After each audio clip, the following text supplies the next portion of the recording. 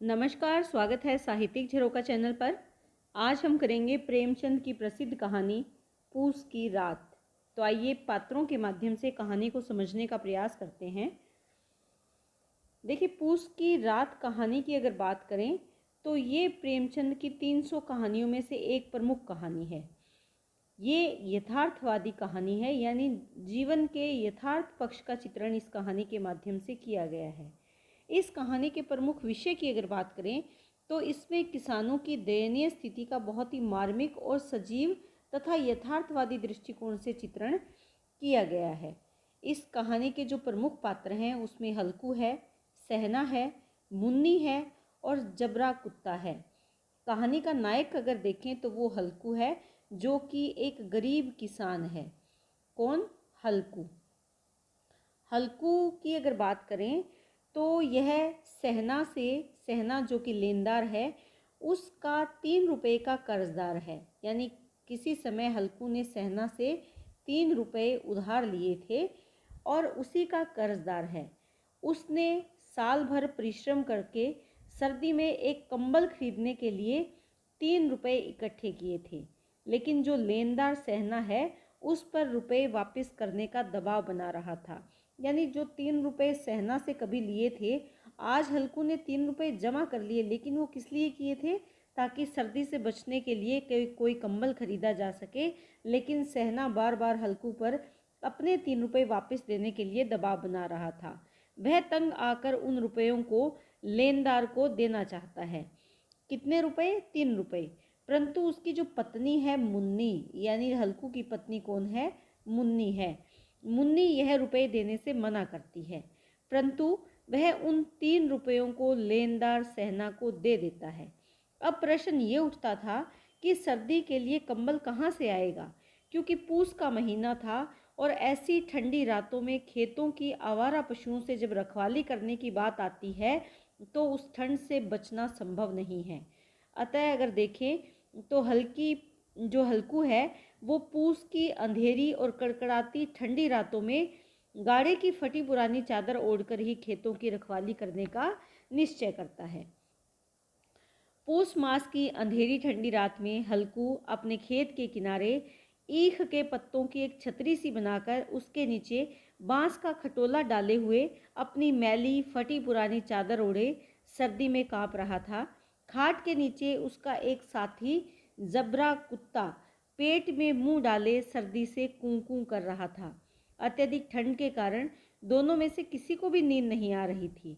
हल्कू ने कुत्ते को अपने बदन से सटा लिया और उसे पुचकारते हुए कहने लगा कि आगे से मेरे साथ नहीं आना। वह अपनी गरीबी की विवशता का बखान कुत्ते से करता है, यानी उसके जो जीवन के दुख है उन सबको वो कुत्ते से साझा करता है। रात बढ़ने के साथ जब ठंड और बढ़ी तो ठंड से तंग आकर हल्कू उठा और गड्ढे से आग निकाल कर चिलम भरकर पीने लगा। कुत्ता भी उठ बैठा। चिलम पीकर हल्कू सोने का इरादा कर लेट गया, परंतु ठंड ने उसे सोने नहीं दिया और वह केवल करवटें बदलता रहा। वह फिर उठा और उसने कुत्ते को अपनी गोद में बैठा लिया। कुत्ते के दुर्गंधमय शरीर से उसे कुछ गर्मी का एहसास हुआ। अचानक किसी जानवर की गंध से कुत्ता गोद से उछल पड़ा, क्योंकि कुत्ते की सूंघने की शक्ति बहुत तेज होती है और जबरा कुत्ते को भी एहसास हुआ कि खेत में कोई जानवर आ गया है। चारों तरफ दौड़ दौड़कर भौंकता ही रहा। इसी बीच 1 घंटे का समय बीत गया। ठंडी हवा जोर जोर से चल रही थी। हल्कू का लहू जमने लगा। अभी आधी रात बाकी थी।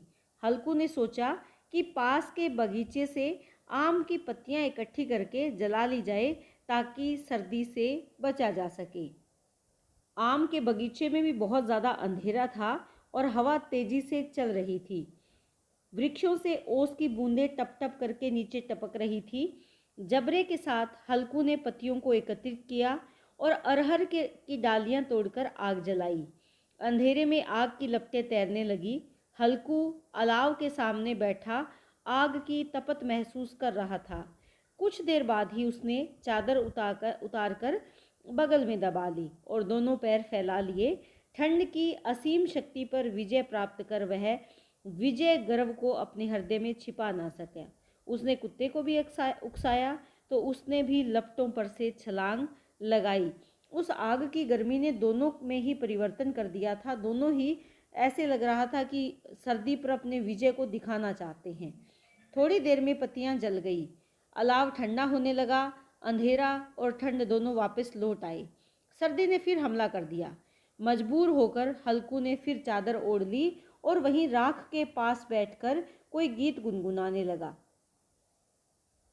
बढ़ती सर्दी ने उसको शरीर को फिर से ठंडा कर दिया। अचानक जबरा कुत्ता भौंकता हुआ खेत की तरफ भागा। ऐसे लगा जैसे आवारा पशुओं का एक झुंड खेत को चर रहा हो। पशुओं के पैरों तथा चरने की आवाज़ें भी आने लगी, परंतु सर्दी के कारण हल्कू अपनी जगह से नहीं उठ सका। उसने सोचा कि जबरे के रहते हुए पशुओं का खेत में आना संभव नहीं है। फिर उसने साहस किया और उठकर खेतों की तरफ जाने लगा, लेकिन तेज ठंडी हवा से डरकर हल्कू वापस गर्म राख के पास बैठकर अपने शरीर को गर्म करने लगा। जबरा पूरे जोर से भौंक रहा था और हल्कू वहीं राख के ढेर के पास चादर ओढ़कर सो गया। सुबह सूर्य की गर्मी पाकर उसकी आंखें खुली तो उसकी पत्नी मुन्नी कह रही थी, क्या आज सोते ही रहोगे? उधर सारा खेत चौपट हो गया। हल्कू दर्द का बहाना बनाते हुए पत्नी को शांत करते हुए बोला कि फिर पशुओं द्वारा जो खेत उजाड़ ही दिया गया है तो चलो अच्छा हुआ, कम से कम रात की ठंडी हवाओं में तो यहाँ सोना नहीं पड़ेगा। हल्कू की ये पंक्ति कि रात की ठंडी हवाओं में यहाँ सोना तो नहीं पड़ेगा, उसकी दयनीय स्थिति, उसकी बेबसी को दिखाती है। किस प्रकार विपरीत परिस्थितियों का सामना करते हुए एक गरीब किसान अपना जीवन यापन करता है, इसके बारे में अगर देखें तो यह मनोविश्लेषणात्मक शैली के माध्यम से कहानी को अभिव्यक्त किया गया है। उसके मन को समझने जांचने का प्रयास किया गया है कि एक गरीब किसान किस प्रकार की परिस्थितियों का सामना करता है और कैसे अपने मन को समझाने का प्रयास करता है। इस कहानी में पौष मास की अत्यधिक जो सर्दी है उसका स्वाभाविक चित्रण किया गया है।